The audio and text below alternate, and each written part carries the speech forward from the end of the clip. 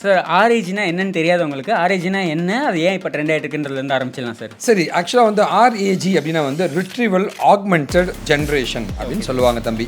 அதாவதுங்க நெய்வுக்கு அப்புறம் வந்து அந்த ஹைட் ஆர்ஏஜி அப்படின்னு சொல்கிறது சார். ஸோ அந்த ஆர்ஏஜினா என்ன? ஹைடுனா வந்து Hypothetical Document Embeddings சொல்லுவாங்க. ஓகே சரிங்களா, ஓகேவா? அதாவதுங்க சார், அப்போது இது இல்லாமல் வேறு என்னென்ன ஆர்ஏஜி டைப்ஸ்லாம் இருக்குது, அது என்ன பண்ணுன்றது சின்னதாக சொல்லுங்கள். ஃபர்ஸ்ட் பார்த்தீங்கன்னா வந்து அப்போது இவ்வளோ சொன்னீங்க சார். இதில் வந்து இப்போது டெவலப்பர்ஸ் 2026 எந்த ஆர்ஏஜியை படித்தா கரெக்டாக இருக்கும், உங்களுக்கு யூஸ் ஆகும்? ஸோ எடுத்த உடனே பார்த்தீங்கன்னா வந்து ஃபஸ்ட்டு பார்த்தீங்கன்னா வந்து நான் உங்களோட வெங்கட்டுங்க வேர்ல்டில் வந்து 250 எக்ஸ்பர்ட்ஸில் நானும் ஒருத்தங்க மைக்ரோசாஃப்டோட ஓனர் கிட்ட இருந்து அவார்டு வாங்கியிருக்கேன். இது இல்லாமல் வந்து நான் ஒரு Microsoft certified, Amazon certified, Oracle certified, Intel certified, Nasscom certified, IBM certified, international recognise எக்ஸ்பர்ட்டுங்க. HCL டெக்னாலஜியோட subject matter expert, sequent knowledge சாம்பியனுங்க and service delivery excellence manager award வாங்கினவங்க. ஐடிக்குள்ள போனவங்களா, கெரியர் கேப் இருக்கு, இல்லை நான் ஐடியில் இருக்கீங்கன்னா வந்து எல்லா சென்டருமே பார்த்தீங்கன்னா வந்து வேலை வாங்கி தருவோம், காசு கொடுங்க, இல்லை வேலைக்கு போன பின்னாடி காசு கொடுங்கன்னு சொல்லுவாங்க. கம்பெனியை ஏமாற்றி வேலை வாங்கி தருவேன்னு சொன்னா வந்து கம்பெனியெல்லாம் ஏமாற்ற முடியாதுங்க. அது ஒன்றை ஏமாற்றி காசு பறிக்கிறதுக்காக தான் அந்த மாதிரி பண்ணுவாங்க. அவங்களுக்கு தெரியும் அப்படி ஏமாற்றி போனால் 2-3 மாதம் ஒன்று துரத்தி விட்டுருவாங்கன்ட்டு. தயவு செஞ்சு நேர்மையாக வேலைக்கு போகணும்னு நினைங்க. ஸ்கில்லை உண்மையாகவே டெவலப் பண்ணி விடுறவன் கம்பெனி ஏமாற்றி உங்களுக்கு ஏங்க வேலை வாங்கி தரணும்? நேர்மையாக போங்க. உங்களுக்கு எந்த கைடன்ஸ்னா நீங்கள் எனக்கு கான்டாக்ட் பண்ணலாங்க.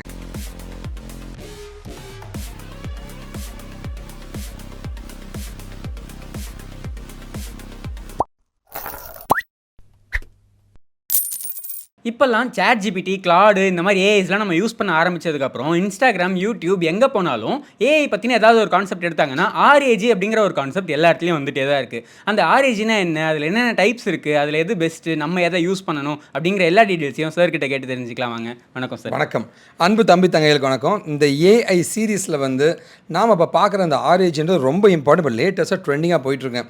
அதே மாதிரி வந்து ஜாப் வந்து போயிடுச்சு, இல்லை போயிடுமோ ஏஐயால் நினச்சிங்கன்னா அதெல்லாம் உண்மை கிடையாது. ஏஐயை பயன்படுத்தி இன்னும் பெட்டராக தான் நம்ம பண்ண போகிறோங்க. ஏஐயால் வேலை போகுதுன்னு பயப்படாத, ஏஐ வச்சு நம்ம இன்னும் என்ன பெட்டராக பண்ணுறதுன்னு யோசிங்க.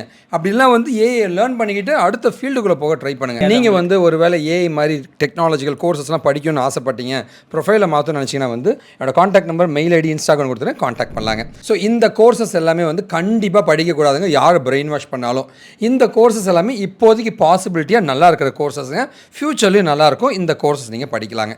உங்களோட கேள்விகள் கேட்கலாம். ஓகே சார், நம்ம பாட்காஸ்ட்குள்ளே போகிறதுக்கு முன்னாடி ஒரு நல்ல விஷயத்தோட ஆரம்பிக்கலாம் அப்படின்னு நினைக்கிறேன். இவரோட நேம் கார்த்தி. 2018 பிகாம் முடிச்சிருக்காரு. அதுக்கப்புறம் கால் சென்டரில் ஒர்க் பண்ணி 8 வருஷம் கேப்புக்கு அப்புறம் ஐடியில் போகணும் அப்படின்னு நினச்சி இப்போ ஒரு நல்ல ஐடி கம்பெனியால் பேச இருக்காரு. அவரோட ஸ்பீச்சை கேட்கலாம் வாங்க. என்னோட பேர் கார்த்திக். என்னோட நேட்டிவ் பிளேஸ் வந்து ஆரணி. காலேஜ் முடிச்சதுக்கப்புறம் நான் கோர் கம்பெனியில் வந்து ஜாயின் பண்ணேன். ஸோ அந்த வேலை பல காரணங்கள் எனக்கு பிடிக்காதால நான் நின்ட்டேன். அப்புறம் வந்து வேற வேலை ஜாயின் பண்ண ட்ரை பண்ணியிருந்தேன். ஸ்ட்ரைட்டாக வெங்கட் சார் மீட் பண்ணேன். வந்து சஜஸ்ட் பண்ணாரு, டெவலப்பர் வந்து பிளேஸ் ஆயிருக்கேன்.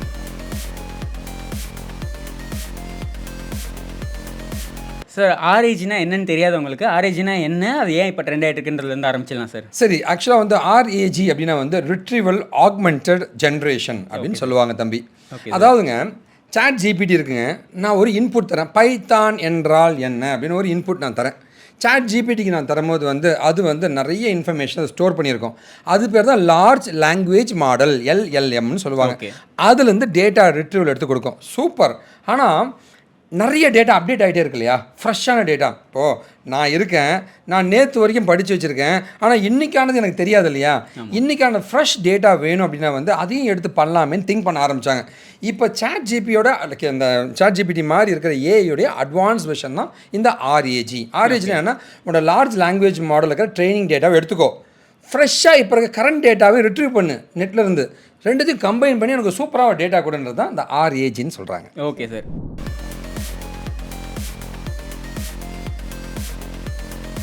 சரி சார், அப்போ இந்த ஆர்ஏஜில் நெய்வ் ஆர்ஏஜின்னு சொல்லி ஒன்று இருக்குது, அது பத்தலை அப்படின்னு சொல்கிறாங்க. அப்படின்னா என்ன, அது ஏன் பத்தலை அப்படிங்கிறது? நெய்வுனாவே வந்து ஆரம்ப கட்டம் தான் அர்த்தம். ஸோ யதார்த்தமான சாதாரண நிலையில் இருக்கிறது அப்படின்னு தான் இங்கிலீஷ் வார்த்தையே. ஓகே. நெய்வ் ஆர்ஏஜினா என்னென்னா வந்து ஒரு பேசிக்கான வெர்ஷன் தான் தம்பி.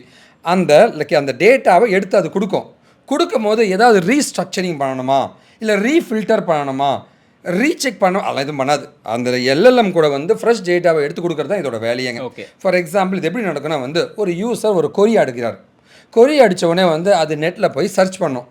சரிங்களா, ஓகே. அது வெக்டார் டிபின்னு சொல்லுவாங்க, அதுக்கு பேர் எம்பெடட் டாக்குமெண்ட் சொல்லுவாங்க. ஸோ எங்கெங்கெல்லாம் இருக்கும் டேட்டா எம்பெடட் டாக்குமெண்ட், இந்த லிங்குக்கு போ அந்த லிங்குக்கு போ அப்படின்னு டேட்டாவெல்லாம் ஃபெச் பண்ணும். ஃபெச் பண்ணி ஒரு கான்டெக்ஸ்ட்டை உருவாக்கும். அந்த கான்டெக்ட் தான் எல்எல்எம்க்கு கொடுக்கும், டேட்டா ஃபெச் பண்ணி கொடுக்கும். இதுதான் நார்மலாக நடக்கிறதுங்க.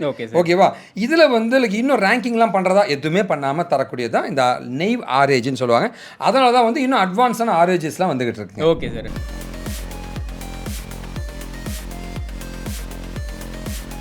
நெய்வுக்கு அப்புறம் வந்து அந்த ஹைட் ஆரேஜ் அப்படின்னு சொல்கிறது சார். ஸோ அந்த ஆரேஜ்னா என்ன? ஹைடுனா வந்து ஹைப்போதெட்டிக்கல் டாக்குமெண்ட் எம்பெடிங்னு சொல்லுவாங்க. ஓகே, சரிங்களா, ஓகேவா? அதாவதுங்க, நாம் கேட்குற எல்லா கேள்விக்குமே வந்து ChatGPT தெரியுன்றதெல்லாம் கிடையாது. ஓகே, அதுக்கும் சில தெரியாத விஷயங்கள் இருக்கலாம்ல.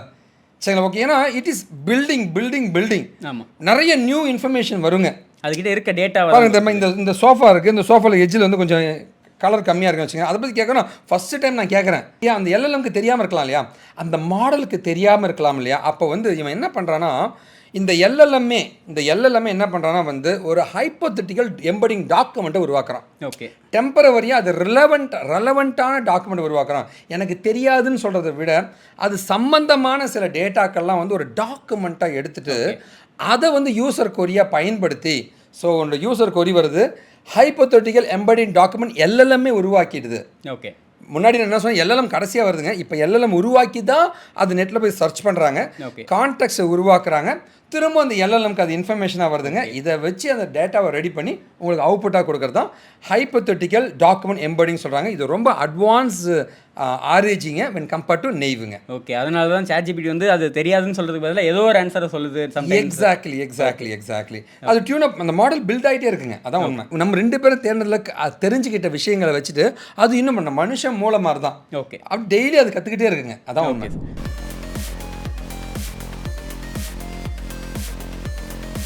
சார், அப்போது இது இல்லாமல் வேறு என்னென்ன ஆரேஜ் டைப்ஸ்லாம் இருக்குது, அது என்ன பண்ணுன்றதை சின்னதாக சொல்லுங்கள். ஃபஸ்ட்டு பார்த்தீங்கன்னா வந்து மல்டி கொரி ஆரேஜ்னு சொல்கிறாங்க. மல்டி கொரினா வந்து நாம் அடிக்கிற ஒரு கொரியை வந்து அதே மல்டிபிள் கொரிஸாக ஜென்ரேட் பண்ணி வெவ்வேறு விதங்களில் டேட்டாவெல்லாம் ஃபெச் பண்ணி உனக்கு ஒரு அவுட்புட் தரக்கூடிய ஒரு ஆப்ஷன் தாங்க. அடுத்து ரீரேங்கிங் ஆரேஜ். இந்த ரீரேங்கிங் ஆரேஜில் அந்த டேட்டாலாம் வந்துருச்சுங்க, அதை ரீரேங்க் பண்ணி எது பெஸ்ட்டாக ரெலவெண்ட்டாக இருக்கோ கண்டுபிடிச்சி அதை வச்சு ஒரு அவுட்புட் தரதான் வந்து ரீரேங்கிங் ஆரேஜ்னு சொல்கிறாங்க. அடுத்து செல்ஃப் கொரி ஆரேஜ்ன்றாங்க. இதனால் வந்து நிறைய ஃபில்டர்ஸ்லாம் வச்சு இன்னும் டியூன் அப் பண்ணி ஒரு பெட்டரான அவுட்புட் கொடுக்குறது தான் செல்ஃப் கொரி அப்படின்னு சொல்கிறாங்க. அண்ட் 4வது பார்த்தீங்கன்னா ஃபியூஷன் ஆரேஜ்ன்றாங்க. ஒரு கொரியிலேருந்து ஒரு ரிசல்ட் வருது, இன்னொரு மல்டிபிள் கொரியிலேருந்து இன்னொரு ரிசல்ட் வருது, மல்டிபிள் ஆன்சர்ஸ் எல்லாத்தையும் மெர்ஜ் பண்ணி ஒரு சூப்பராக ஃபியூஷன் பண்ணி ஒரு பெட்டரான ஆன்சரை கொடுக்குறதுங்க. கிராஃப் ஆரேஜ்ன்றது பார்த்தீங்கன்னா யூஸரோட நாலேஜ் எல்லாம் ஒரு கிராஃபிக்கல் ஃபார்முலா ஸ்ட்ரக்சர் பண்ணி அதுலேருந்து கொடுக்குறது தான் லைக் கிராஃப் ஆரேஜ்னு சொல்லுவாங்க. இதில் கிராஃப் ஆரேஜ் வந்து ரொம்ப இம்பார்ட்டண்ட்டுங்க, இப்போ லேட்டஸ்ட்டாக சொல்லப்படுதுங்க. Okay sir. இன்னும் ஒன்று முடிச்சிட்டேங்க, ஏஜென்டிக் லைக் ஆரேஜிங்க. ஏஜென்ட்ஸ் மூலமாக ஒரு ஆரேஜிங்க. ஸோ ஒரு ஏஜென்ட்டை க்ரியேட் பண்ணி அந்த ஏஜென்ட் வந்து எப்போ பண்ணணும், எதை பண்ணணும், எப்படி அவுட்புட் தரணும் எல்லாத்தையும் பில்ட் பண்ணி சிஸ்டமேட்டிக்காக கொடுக்குறது தான் வந்து ஏஜென்டிக் ஆரேஜ்னு சொல்லுவாங்க. Okay sir.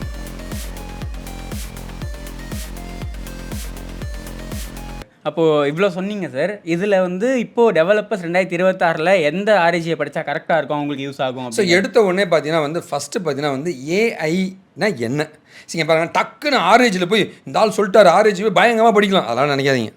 நம்ம பண்ண வேண்டியதெல்லாம் என்ன தெரியுங்களா, ஃபஸ்ட்டு வந்து முதல்ல ப்ரோக்ராமிங் பைத்தான் லேர்ன் பண்ணிங்க, டேட்டா அனலிஸ்ட் எப்படி டேட்டாவும் ஃபில்டர் பண்ணுறாங்கன்னு லேர்ன் பண்ணிங்க, அதுலேருந்து டேட்டா சயின்ஸுங்க அல்காரிதம்ஸ் மிஷின் லேர்னிங் அல்காரிதம்ஸ் எப்படி ஒர்க் ஆகுதுன்னு தெரிஞ்சுங்க, அதுலேருந்து டேட்டா சயின்ஸை டியூனப் பண்ணிவிட்டு ஏஐ மாடல்ஸை எப்படி க்ரியேட் பண்ணுறதுன்னு லேர்ன் பண்ணிக்க. இதெல்லாம் முடிச்ச பின்னாடி தான் நம்ம ஆர்ஏஜிக்குள்ளேயே போகணுங்க. ஓகேவா? இது எல்லாமே ஏஜென்ட்ஸ், ஏஐ ஏஜென்ட்ஸ் ஆட்டோமேட்டிக்காக ஒரு செட் ஆஃப் ப்ராசஸ் ஆஃப் பண்ணக்கூடிய ஏஐ ஏஜென்சிக்கு லேர்ன் பண்ணிவிட்டு அதுக்கப்புறம் தான் நம்ம ஆர்ஏஜிக்குள்ளே போகணும். ஆர்ஏஜில் நீங்கள் லேர்ன் பண்ண வேண்டியது நெய்வ் ஆர்ஏஜி தான் ஃபஸ்ட்டு நீங்கள் எடுத்து படிக்கணும். ஏன்னா பேசிக்காக இருக்கிற லைக் ஆர்ஏஜி லேர்ன் பண்ணணும். அதுக்கப்புறமா வந்து இந்த ஹைடு நம்ம சொன்னீங்கன்னா அதை படிச்சுக்கிட்டு அண்ட் ஃபைனலாக வந்து ஏஜென்ட் ரிலேட்டடான ஆர்ஏஜி படிக்கிறது ரொம்ப ரொம்ப நல்லது. Okay sir.